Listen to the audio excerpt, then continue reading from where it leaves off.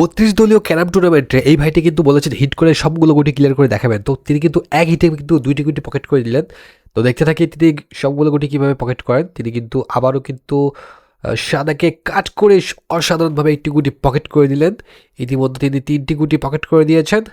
আবারও কিন্তু একটি শিওর শর্ট করে গুটিটা পকেট করলেন। দেখা যাক তিনি কীভাবে নিখুঁতভাবে একে একে প্রতিটা সাদা গুটি পকেট করে দেন রেড সহ।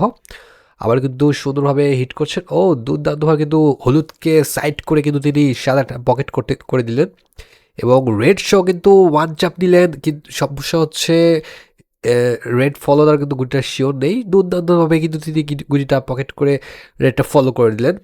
আর মাত্র 3টি গুটি বাকি আছে, দেখা যাক তিনি কীভাবে একটু চাপ খেলতে যাচ্ছেন, কিন্তু এখানে কিন্তু মিস করে ফেললেন। স্ট্রাইকার চলে গেল পরবর্তী হাতের প্লেয়ারের কাছে, আমাদের সোয়েব দাদু। দেখা যাক তিনি কি খেলেন। তিনি কিন্তু প্রথমে একটি গুটি পকেট করে দিলেন, আবারও কিন্তু গুটি পকেট করতে গিয়ে কিন্তু একটু সমস্যার জন্য গুটিটা আটকে গেল। দেখা যাক ইজি একটি গুটি পকেট করলেন বিপরীত প্লেয়ার। আবার কিন্তু দূর থেকে কিন্তু একটি ব্যাচ গুটি খেলার চেষ্টা করছে। অসাধারণ একটি শট দিয়ে কিন্তু তিনি চুটকির মাধ্যমে গুটিটা পকেট করে দিলেন এবং লাস্ট একটি গুটি বাকি আছে, ফেলতে পারলে কিন্তু তারা বোর্ডটা পেয়ে গেলেন। অসাধারণ।